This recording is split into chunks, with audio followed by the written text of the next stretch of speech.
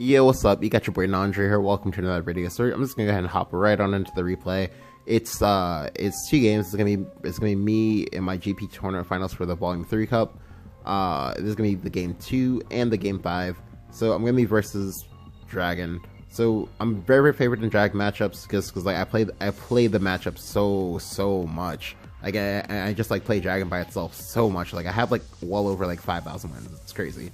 Anyway, so I have the Oracle in the waters, and that's like great. It's like pretty good because I'm going first, so that means I get to apply a lot of pressure with this. And unless he has counter ramp into force his mutant, and hell, even if he does, he's gonna be taking at least 4, maybe 6 damage. It depends how much. It depends because like he could have like Felines and stuff like that.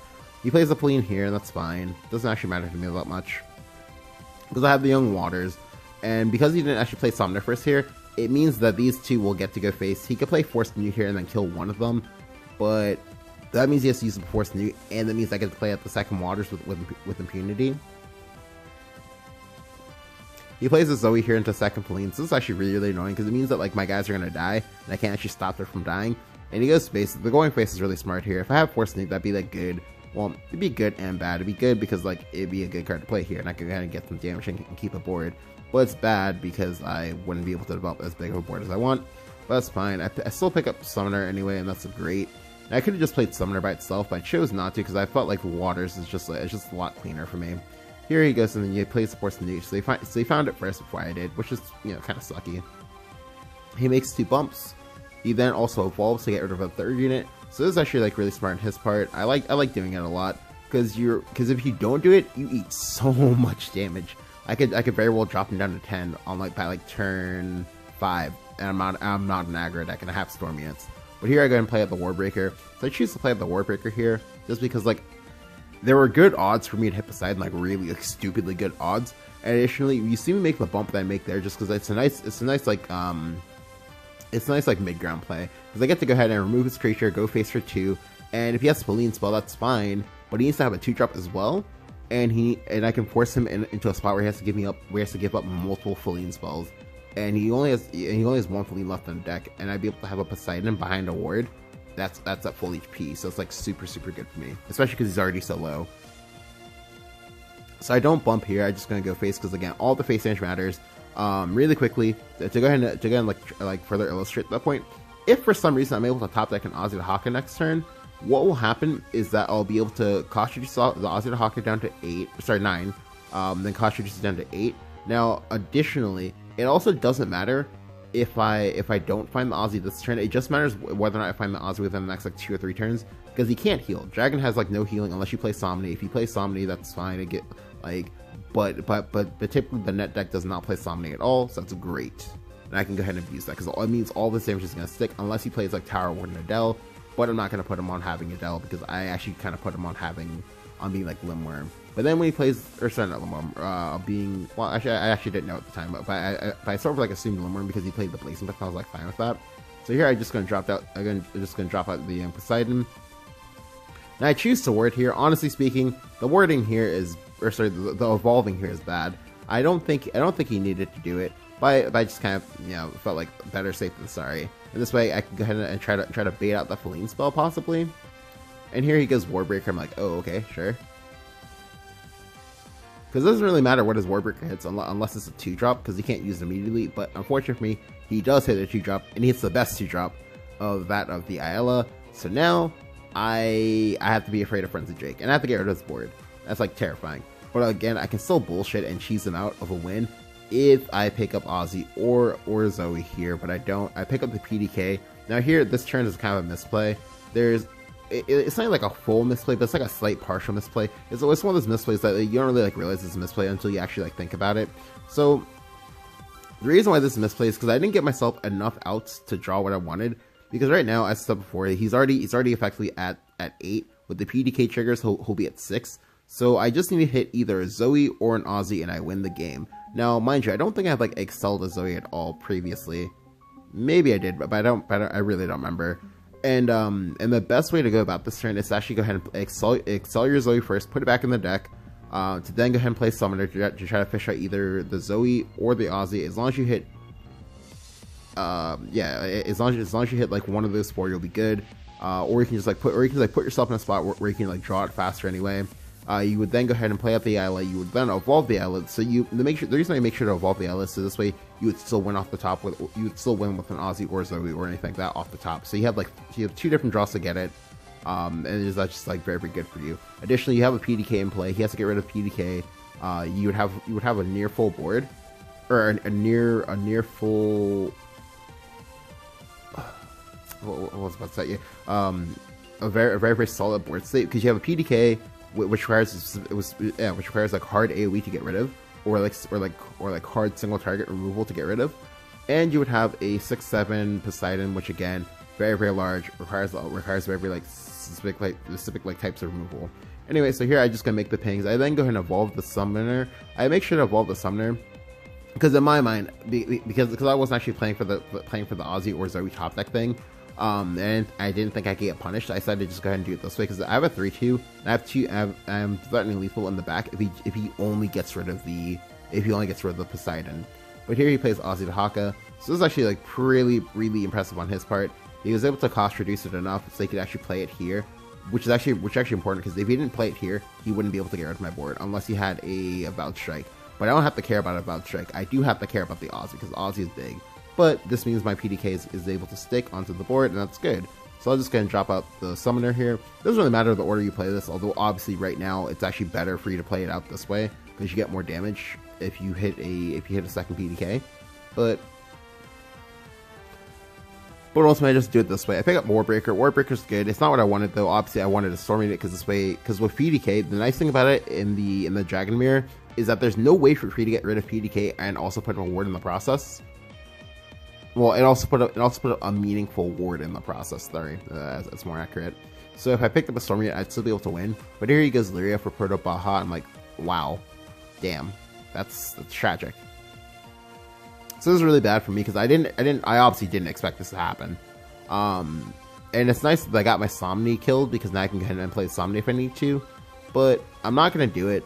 I wanted to. I really wanted to. And I think this is like kind of like an either or play, but I decided to do it this way because this way I felt like if I applied pressure here, he wouldn't actually be able to play anything he wanted to. He would have to get rid of this because you'd have to worry about me somehow top decking an answer.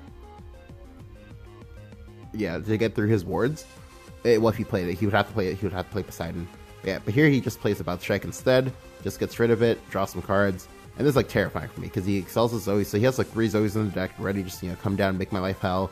And then lastly, he excels Poseidon to go ahead and get that young ward value. So now, prior to this turn, ignoring the Force of Newt in my hand right now, prior to this turn, I had like 7 different outs and 7 different single answer outs, and then 2 more. You need possible a few more cards out, and that of PDK.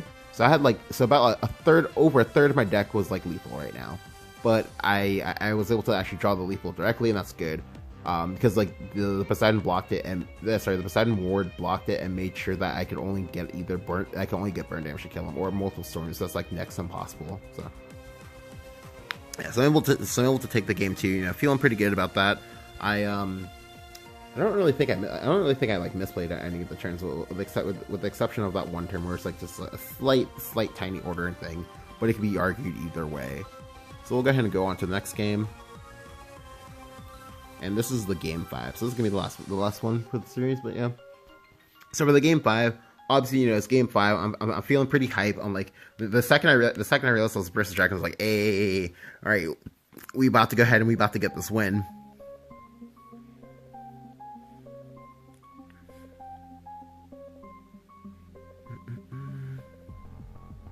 Yeah, like I'm not even gonna lie to you. Like the second I realized he was master as well, I was like, hey, okay, we about to get this. Because like if he was like GM, it'd be a lot harder because I mean that he's actually someone who like tries in the game, but he's not. So I'm like, hey, okay, we got this. So this is very important. This mulligan here. So I know many of you will be like, but Nandro, why the hell did you keep a 10 drop in your mulligan? You're going second. So typically speaking, as you saw from that last game, whenever I play in the Dragon Mirror, I'm usually the person who's like usually the attacker. It doesn't matter if I go first or if I go second. Although if I go second, it makes it a lot better for me to keep Ozzy because typically speaking, you, the player who went second, are going to use your evolve. You're usually going to use more evolves than than the opponent who went first. Therefore, if the Aussie is in my hand and I'm using these evolves, and I'm already usually the person who's applying pressure, that means the Aussie can come down a lot faster. Aussie in the mirror is actually crazy as hell, just because there's no Scyther anymore. There's no Scyther, so if you want to get rid of the Aussie, you have to use either a Feline spell, a Avowed Strike. If you use Avowed Strike, it takes like the majority of your turn, or you have to like use like PDK things or whatever to like blow it up somehow. Like it's very, very difficult. So typically speaking, if you can get that down first, that's gonna work out better for you. So additionally, the last thing is that like I usually only do it if at least like one of the two cards in my hand are acceptable to keep, and in this case, both of them are acceptable to keep. Just because again, like it's a slower matchup, and I'm pretty sure he's gonna just try to take it slow. I'm not gonna let him take it slow.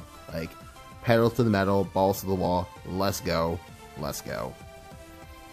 So he excels as Zoe. That doesn't tell me anything at all. I'm actually glad I kept the summoner because I kind of bricked here. Like I was actually thinking about just keeping the Feline, but like as you see here, this is good. It hedged me perfectly around bricks, around other stuff. So go ahead and actually play at the summoner here. You play at summoner in order to dig for Roy. Thankfully, I do actually find it. Now, if you didn't find Roy, you could also have banked on finding Aficionado. Aficionado is also pretty good in this matchup, just because they usually don't keep forcing, because obviously why would you keep forcing in the Dragon Mirror? That's like suicide. Of course, I go ahead and actually play out the Aficionado. I play it out for the ramp here. I played it out for the ramp just because, like, look at my hand. If I ramp here, if I ramp next turn, play Feline spell, and I can get rid of any board he would try to make. So I could ramp there, play Feline spell, then play Warbreaker first. Playing Warbreaker first is pretty good. Then from there, I could go ahead and play PDK plus two things. Then from there, I could slam down either Poseidon or Aussie, and that'd just be that'd be really good. So I'm putting myself in a spot where I'm just I'm just the aggressor. I'm just like, make some plays, make some waves. So here he plays an Avowed Strike. I'm like, yikes. So the Avowed Strike is actually really, really important, because now I know exactly what he is. I know he's Jabberwock. I know he's Jabberwock because he played that Avowed Strike, which I know seems weird, but like, I don't really think that that any other Dragon deck other than like Jabberwock plays Avowed Strike at the moment. Now I know Limworm used to play it, but I don't really think he played as much right now. So of course, as you see here, I go ahead and get the first evolve. That's great, right? Applying a lot of pressure. Oops. He plays the first Warbreaker, which is fine. The only way this is not fine is if it tags tags Poseidon and then gets to play first Poseidon. But I have PDK to kind of like minimize that sort of like risk. So here I go ahead and play my own Warbreaker. I go ahead and hit him in the face for one. Now this is kind of bad because it invites him to play Canyon. Canyon is pretty good. It can help outvalue me, but I don't really believe in that. So I'm just gonna go ahead and just play it out like this, just because I felt like, oh well, I knew in my heart that he was Jabberwock, and I felt like this would be the turn where he would play Waters of the Orca. And by playing it out like this, I can maybe circumvent the Waters of the Orca as long as the PDK as long as the Aficionado and PDK were both tagged. And it didn't matter that much if it wasn't the case, because I would still be able to play Aficionado. So I still go ahead and play the PDK into Aficionado here. It actually doesn't really matter to me at all how these pings land. I don't care at all. It doesn't matter. It doesn't matter to me in the slightest. Because no matter what happens, I'll just gonna evolve the Aficionado. Now, you might be wondering, but Andrew, why did you evolve Aficionado? Why wouldn't you just evolve the PDK? By keeping the PDK perfectly healthy and not damaged at all, he can't Feline it. If he wants to Feline it, he has to give me his last Evo, or he has to use the Blazing Breath or whatever, and then use Feline spell. The point is that he would have to use a lot of resources to get rid of it. So I can actually go ahead and trade and make a value trade here. The reason why I make the value trade is because you can't punish by force of Newt. It's basically impossible for you to punish by force of Newt.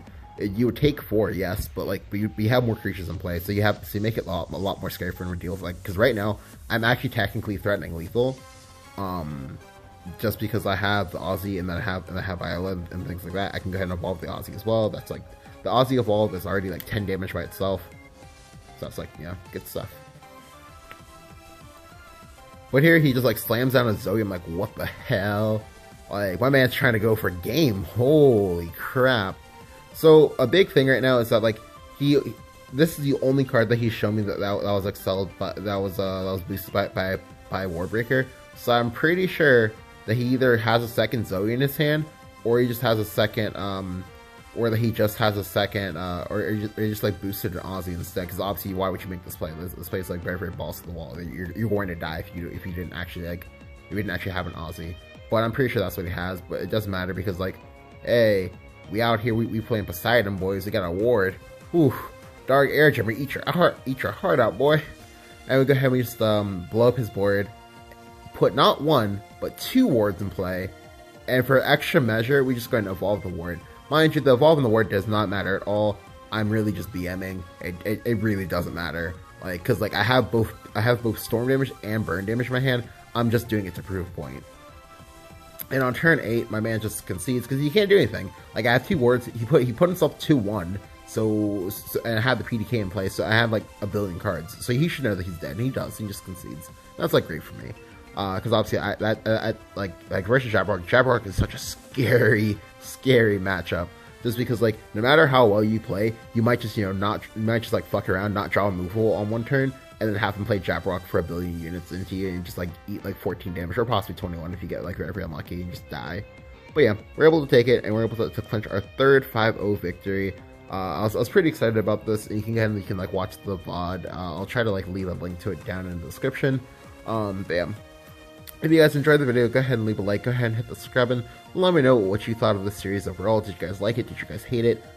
Give me your thoughts down in the comments below or on Discord. Thank you guys for watching, and I will catch you guys next time. Goodbye, my friends.